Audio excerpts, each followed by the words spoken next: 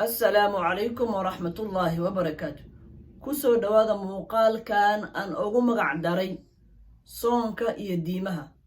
موقال كان وحان كسو قادم دونا آيات قرآن كميد أو كجرت سورة البقرة. آيات داس أو إنو شيغيسو إن الله سبحانه وتعالى إنو غفر ديالي صونك.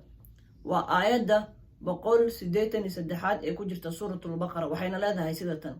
يا أيها الذين آمنوا كتب عليكم الصيام كما كتب على الذين من قبلكم لعلكم تتقون.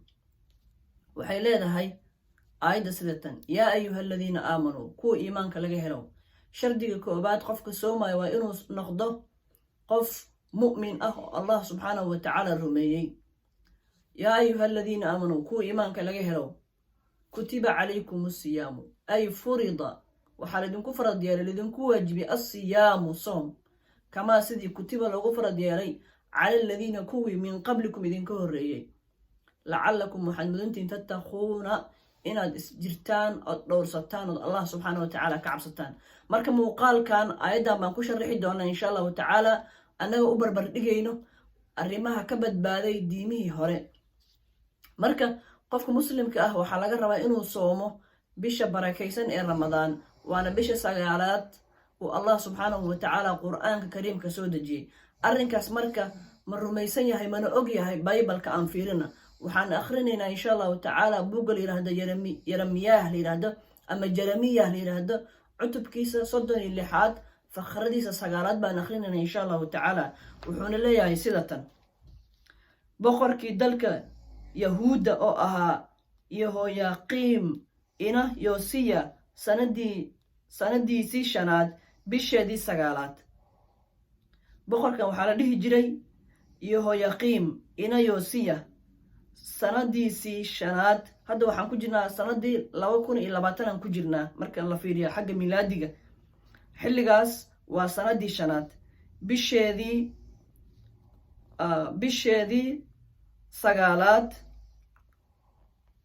waxaa dadkii Yerusalem deganaa oo dhan iyo dadkii Yerusalem ugu yimid magaalooyinka dalka Yahuudda oo dhan loogu dhawaaqay inay Rabbiga hortiisa ku soomaan. waxaa la amray dadka ka yimid meelaha Yahuudda degneed banaankeeda dadka ka yimid iyo dadka meelaha Yahuudda ay degnaa waxaa lagu amray bisha 9 sanadkeedii 5 inay soomaan ay Rabbiga raadiyaan baa lagu amray. Allah subxaanahu wa tacaala wuxuuna amray bisha 9 ee bisha ramadaan inaan soono.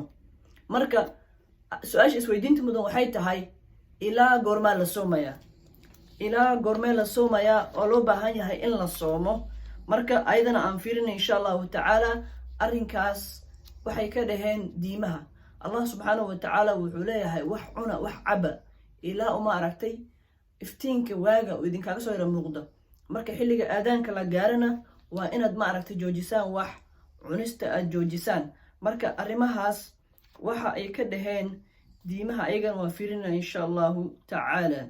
waxaan akhrinaynaa buuggii xakiinada cutubkiisa 20 fakhrada 26. wuxuuna leeyahay sidatan: markaasay reer binu israa'iil oo dhan iyo dadkii oo dhan wada tageen oo waxay yimaadeen beytal oo intay Rabbiga hor fadhiisteen ayay ooyeen oo maalintaasna ilaa fiidkii way soomanaayeen. maalintaas markay bilaabatay ilaa fiidkii ilaa habeenkii laga soo gaaro way soomanaayeen. marka soomka qofka waxaa looga baahan yahay inuu soomo laga soo bilaabo intaan la adimin ilaa iyo inta ma aragtay maqribada marka lasoo gaaro ilaa intaas inuu soonaado baa laga rabaa. waxaa kale oo qofka laga rabaa markuu sooman yahay in ma aragtay uu suxuur cuno, laakiin qodobkaas kuma soo qaadanayna muuqaalkan insha allahu tacaala. marka qofka intuu soomin waxaa laga rabaa inuu bisha fiiriyo bisha inay dhalatay. maalinkuu ciidayana waxaa laga rabaa inuu fiiriyo bishii inay maaragtay buuxsantay baa laga rabaa. marka arrinkaas bal asagana aan fiirinay insha allahu tacaala waxa ay ka dhaheen diimaha hore in la fiirinayo bisha in la fiirinayo iyadana. wuxuu leeyahay buugga la yidhaahdo zabuuradii cutubka 81 wuxuu leeyahay faqradiisa 3 ilaa 4 sida tan bay leedahay. buunka afuufa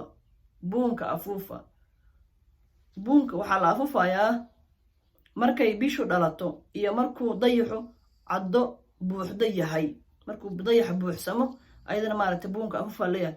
iyo maalinta iideena quduuska ah, maalinka aad aragtaan dayaxa oo cad oo maaragtay buuxsamay in aad aragtaan iyo maalinka iidiina waxaa leeyahay buunka afuufa. waayo taasuu qaynuun bay u tahay reer banu israa'iil, waana amar ka yimid ilaaha yacquub. marka la arka bisha ayaga waxay samayn jireen buun bay garaaci jireen, buun bay maaragtay ka yeerin jireen, ka dhawaajin jireen. marka anaga buun uma baahnin, muslimiin baan nahay, waxaana la amray inaan sheegno in maaragtay soonkii la gaaray, dadkan u sheegno si ayagana ay u soomaan. marka arrimaha kale oon rabo maaragtay inaan aayadda kaga hadlo waxay tahay, allah subxaanahu watacaala aayadda wuxuu ku yidhi yaa ayuha aladiina aamanuu kutiba calaykum asiyaamu kamaa kutiba cala aladiina min qablikum lacallakum tattaquun. qaybta ugu dambaysa allah subxaanahu watacaala wuxuu ku sheegay, wuxuu yidhi soonka marka aad soontiin waxaad mudantihiin inaad allah subxaanahu watacaala ka dhowrsataan. marka aan fiirina insha allahu tacaala arrinkaas waxa uu ka yidhi baybalka aan fiirina. waxaan akhrinaynaa taariikhdii 2 cutubkii 20aad faqradiisa 3 baan akhrinaynaa insha allahu tacaala. wuxuu leeyahay sida tan, wuxuu ka hadlayaa boqor la yidhaahdo yehooshafaad, boqor la yidhahdo buu ka hadlaya. wuxuu leeyahay sida tan, kolkaasaa yehooshafaad cabsaday oo wuxuu isku diyaaray inuu rabbiga doono oo dalkii yahuudda oo dhanna soom buu ka naadiyey. boqorkan waa boqor la yidhaahdo yehooshafaad, wuxuuna u soomay cabsi uu ka cabsaday cadow kusoo wajahnaa buu ka cabsaday. marka dadku wuxuu amray inay maaragtay ilaah doondoonaan, ay soomaan si ilaah maaragtay shartaas oga xijaabo, maaragtay oga ilaaliya. marka soonka dhowrsani waaye, allah subxaanahu watacaala wuxuu kaaga xijaabayaa xumaantii iyo dhibaatooyinka ugu soo socday, waana alla ka cabsi.